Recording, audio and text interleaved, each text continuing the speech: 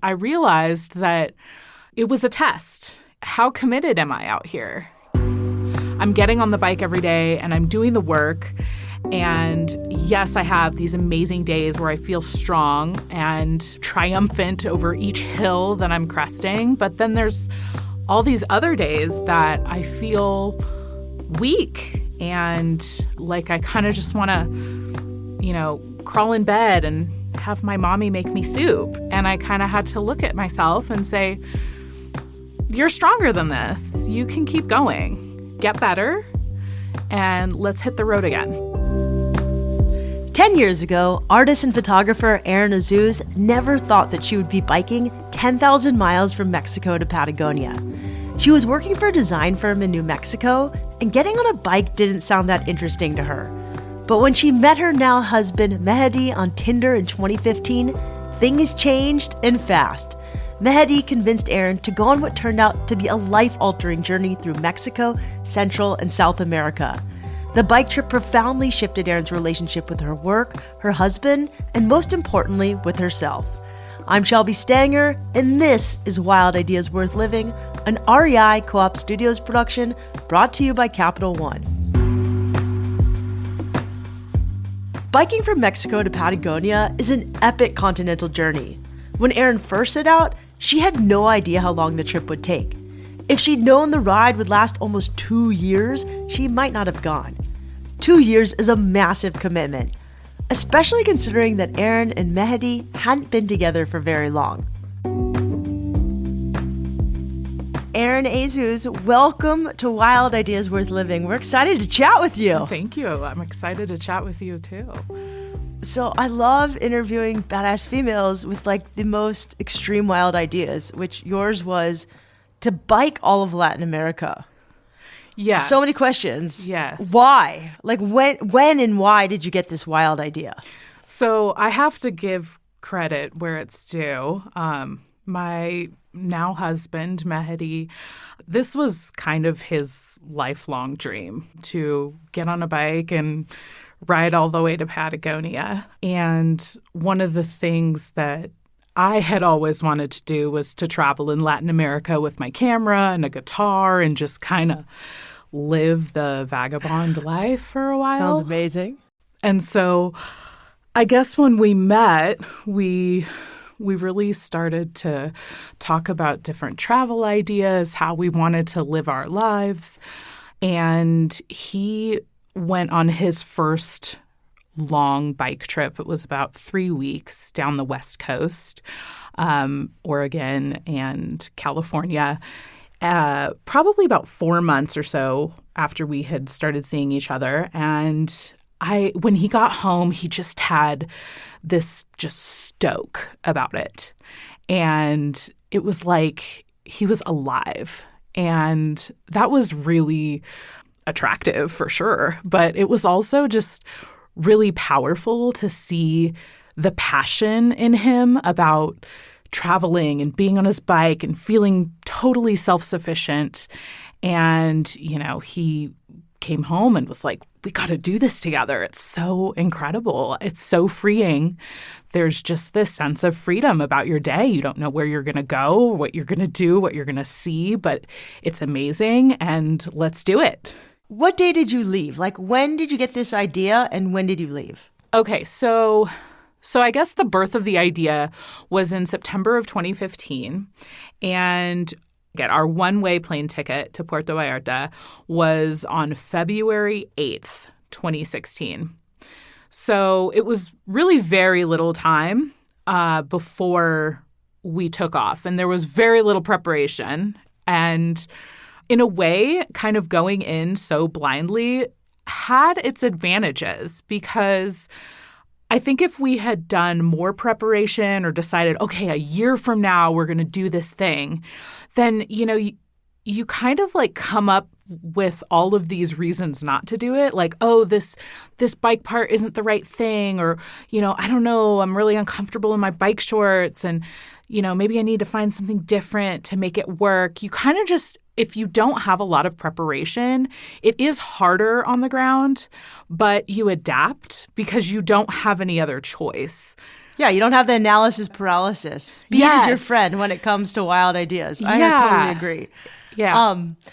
I love this. So, okay, what did you have to give up? Like, where were you living? You obviously probably had a job, family. There had to have been some doubters. Yeah. So right before we went on this backpacking trip, I was working at this creative agency in Santa Fe, loved my job, had a blast there. And I had this feeling that I needed to kind of spread my wings and focus on my photography. And I kind of said, I'll give myself a year and see how it goes. And if I need to find another job after that year, that's fine.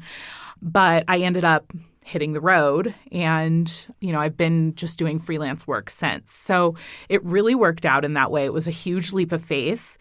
So we had left behind our little casita. We packed up all of our stuff in boxes and kind of just stored it away. And Mehedi's parents own our house, so they were cool to kind of just let us store our stuff for however long we were gone for. We weren't sure how long, but, our families were so supportive of us doing this. I think everybody kind of thought, well, let's see how far they really get. I don't think anyone thought that we would continue doing it for as long as we did. But in a way, that kind of disbelief really lit a fire under us. Like, okay, well, we got to prove them wrong, and in a way, like, prove ourselves wrong. Like, we had our own doubts. Before this trip, Erin had very little experience with long-distance biking. She'd done some other outdoor adventures like backpacking, but those trips were usually only a week or 10 days long. Despite her lack of experience, Erin took the leap and said yes to the journey. Mehedi lent her one of his extra bikes, they flew to Puerto Vallarta, and the two hit the road. They put in between 10 and 60 miles a day. At night, they camped and used the Warm Showers app to find places to stay along the route. For food, Erin and Mehedi tried to cook as much as they could, using a little BioLite stove to make meals. It wasn't always easy, but the two were determined to make it work. Okay, so you started in February 2016 from Puerto Vallarta, and the goal was to get all the way down to Patagonia. Was there like a time that you needed to be in Patagonia? Like, were you afraid you were going to run out of money? Yes, absolutely. So money was a big factor in kind of feeling like we had a pressure to get to where we needed to go at a certain time.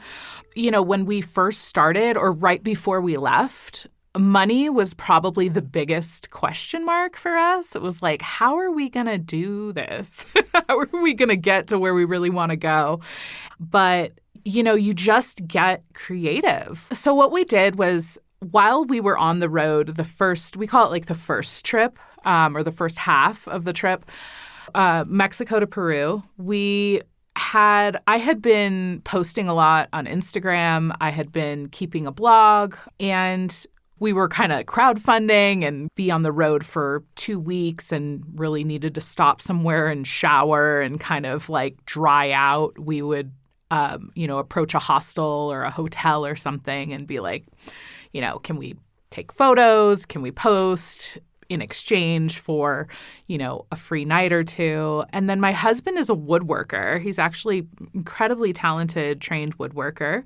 And so he would like carve these spoons from local hardwood and sell them on our website.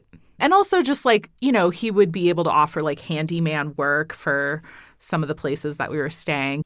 I love that. Okay, so I want to talk a little bit about the fear before you left. Like, you were scared of the language, you were scared of money. What else were you really scared of before going on the trip? I think I was afraid of failing or feeling like I was going to fail. It's so scary to take on such a big idea, right? But it's vulnerable to put yourself out there and tell people, I'm going to do this thing. And then what if you don't do it? And so I think for me, I felt afraid of failing.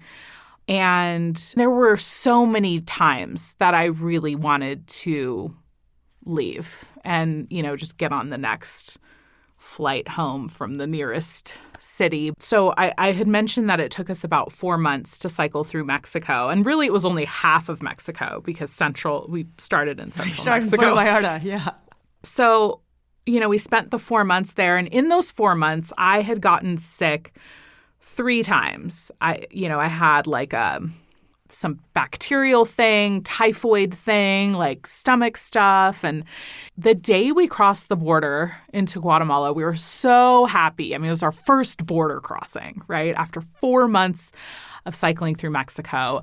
So it was this profound sense of, just accomplishment and pride. And we rolled into this tiny little village and decided, this is where we'll camp tonight. I started to feel kind of sick again, and I spent the entire night in the bushes, basically, and just really sick. And I really had this kind of turning point. I realized that, it was a test. How committed am I out here? I'm getting on the bike every day and I'm doing the work. And yes, I have these amazing days where I feel strong and kind of triumphant over each hill that I'm cresting. But then there's all these other days that I feel like I kind of just want to crawl in bed and have my mommy make me soup, And I kind of had to look at myself and say, you're stronger than this. You can keep going and get better, and let's hit the road again.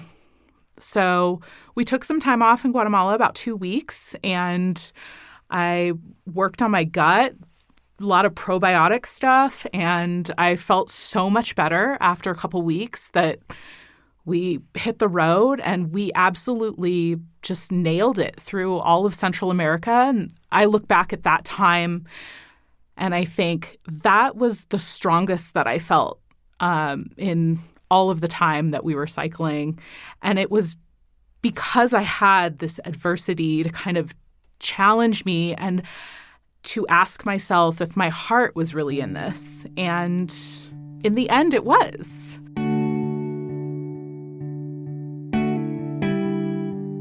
Erin learned to be confident and to trust her intuition on the bike.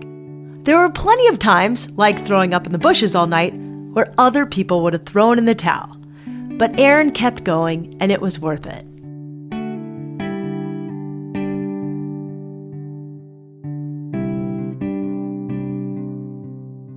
There's so much beauty in Latin America, and I feel like most Americans will unfortunately never get to see this side of Latin America because there's so much kind of fear instilled in us through the media that a lot of these places are unsafe, especially in a lot of Central America. And I can count on one hand how many days in 2 years on the road where we didn't feel safe. And I feel like you could say that about anywhere in the world.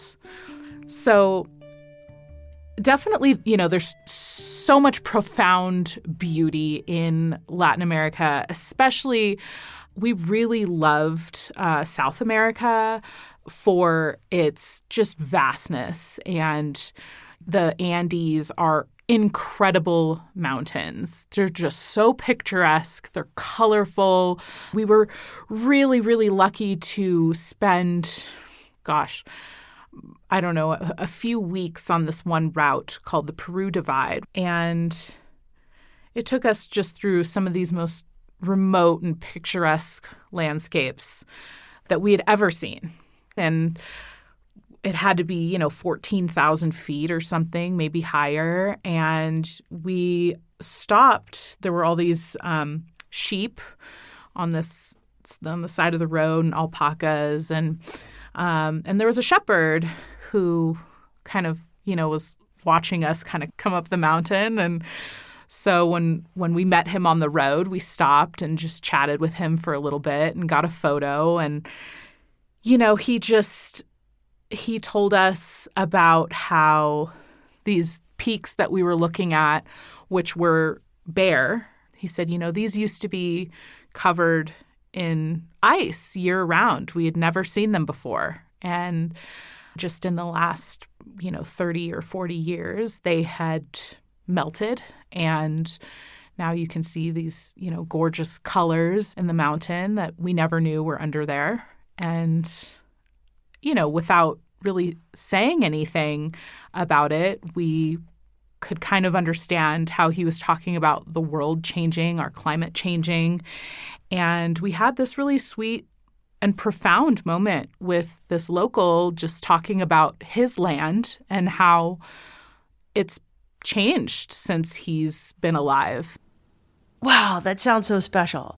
It has to take a lot to even get up 14,000 feet on a bike. What were some of the biggest things you considered as you traveled through these different landscapes?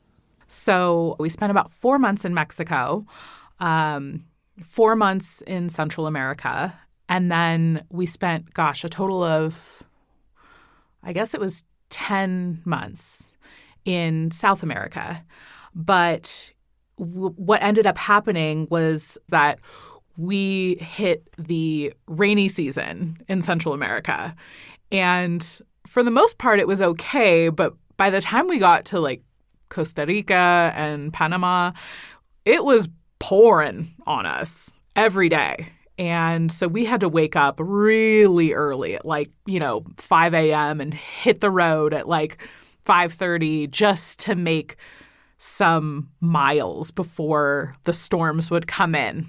I cannot imagine. So you were there in late summer, September or October. Exactly. Yeah, that's heinous. I've been there and it flooded so much I couldn't walk a couple feet. Yeah, it's pretty intense. And we were also camping. So it was there was a certain point where I think by the time we got to South America, it was still raining and it was rainy season in Colombia and Ecuador. In fact, it rained on us almost every single day we were in Ecuador.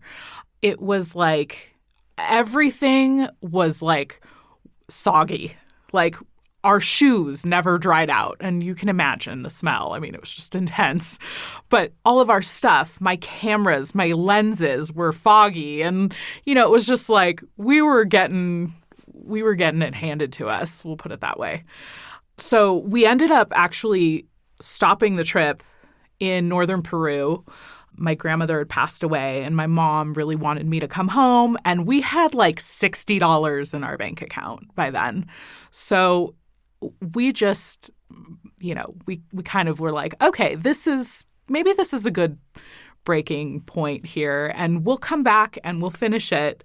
But, at that point we had been on the road for 14 months, and we were kind of okay, let's go home. Let's recalibrate. We'll buy some new shoes. And I had to buy some new camera equipment. And saved up some more money, and then we were able to go back to Peru about a year later. Taking a break allowed Erin and Mehedi to reset and come back to their trip with a new perspective. When we come back, Erin talks about what it was like to get back on the road after pausing the ride and spending a year at home. She also talks about what it was like when she finally reached the finish line and the lessons she learned from this life-changing experience.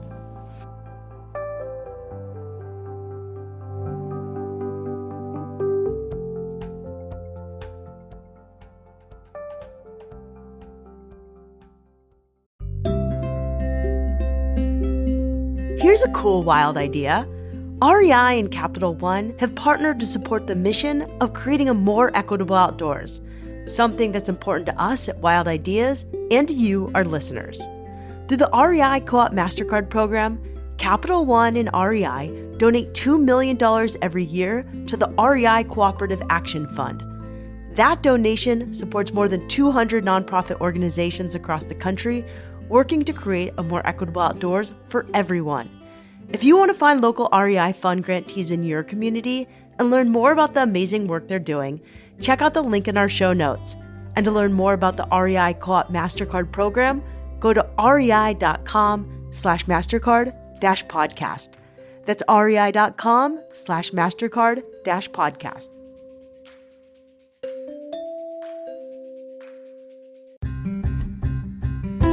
It's time to start planning your spring outdoor adventures because, believe it or not, springtime is right around the corner. After you decide which campsites to book and trails to hike, you're going to want to get your gear prepped. That's why I'm excited to tell you about Birkenstock's Mogami Terra sandal. The sandal's designed to bring the comfort and support of their iconic contoured footbed to an outdoor sandal.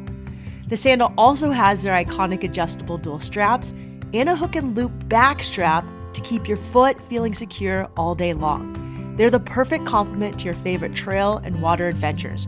With added durability, traction, and water resistance, Birkenstock has created an incredible off-road edition of their popular sandals for under $100. Check them out now at your local REI or at rei.com.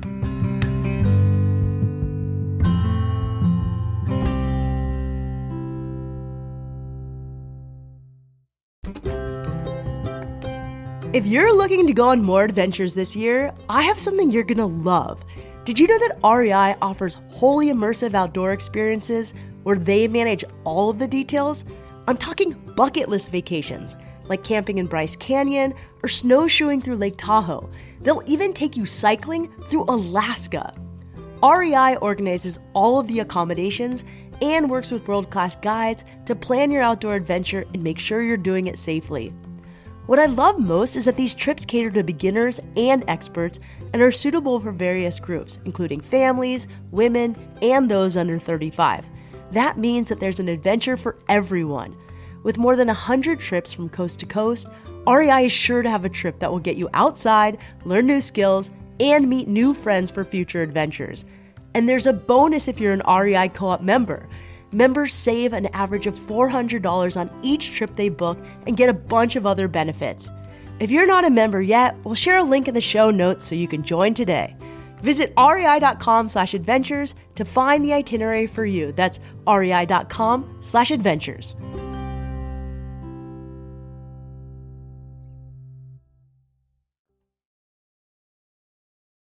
When photographer Erin Azouz came home from 14 months of biking across Central and South America, she and her now husband, Mehedi, felt like fish out of water. They were no longer riding for miles every day. The couple had to adjust to being together in regular life again, off the road. Around the same time, Erin's career really started to take off. When she and Mehedi started talking about returning to Peru to complete the trip, they knew it would be different. They had more financial security and better cycling equipment. Most importantly, Erin and Mehedi had grown a lot in their relationship and as individuals.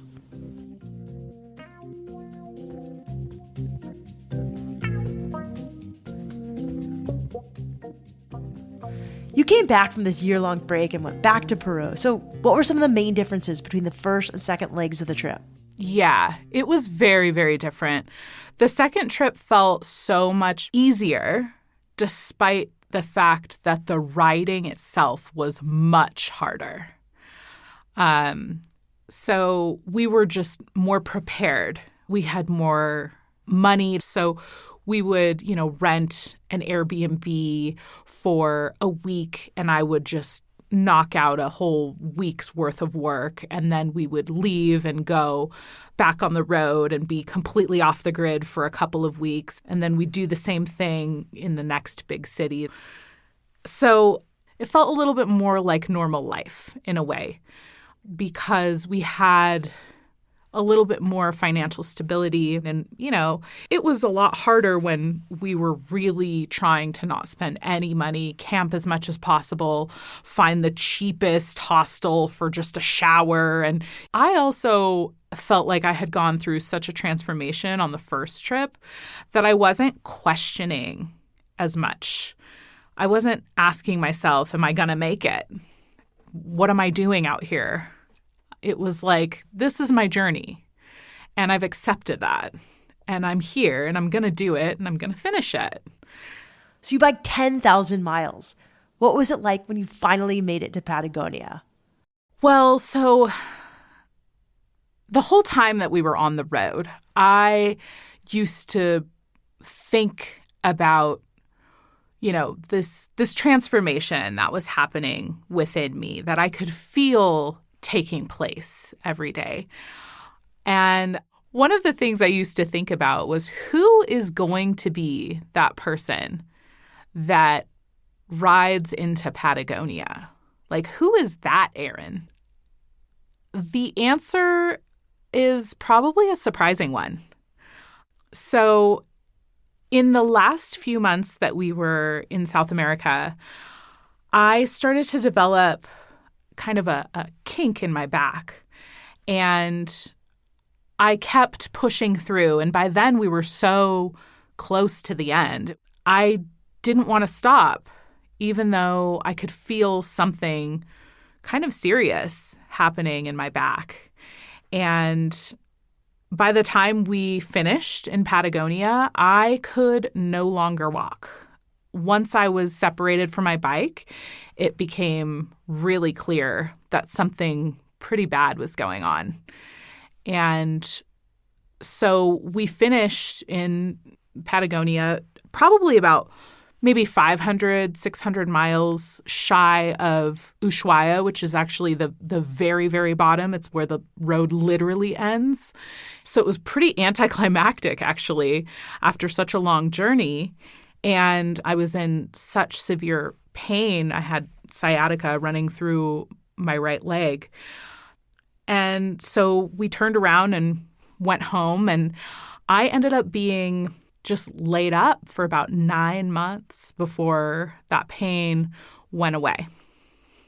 And they wanted to do surgery. And, I knew that wasn't going to be my journey. But it was really a trying time and kind of sad because I felt like I couldn't really enjoy, the glory of finishing this trip because I was in so much pain. So that was the person who finished in Patagonia, was Erin, who could no longer walk. Well, I appreciate you sharing me that because I think a lot of finish lines are glorified in adventure books and movies, and they're not always glorious. And I don't think your story is unusual. I'm sorry you had to go through that. That sounds really painful. Sciatica is no joke. But I bet in those 9 months and after and today, that trip changed your life. You'll talk about it all the time. Oh, it was just, yeah. It was absolutely the turning point in my life for everything that was no longer sustainable just couldn't be. It was like everything I had learned from being on the road for 2 years was working itself out in my physical body. And I had to embody the new me. And I talk a lot about how this journey felt like it was a journey of self-love in a way. And learning how to just take care of myself was such a huge part of it because I pushed myself so hard. And the fact of the matter is the body will do whatever the mind tells it to do. It will fall in line.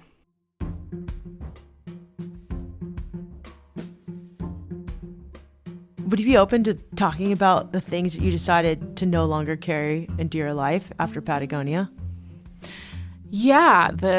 One of the biggest things that I realized was no longer sustainable was this sense that I didn't deserve the things that I wanted in life, that I wasn't good enough, that I couldn't do it.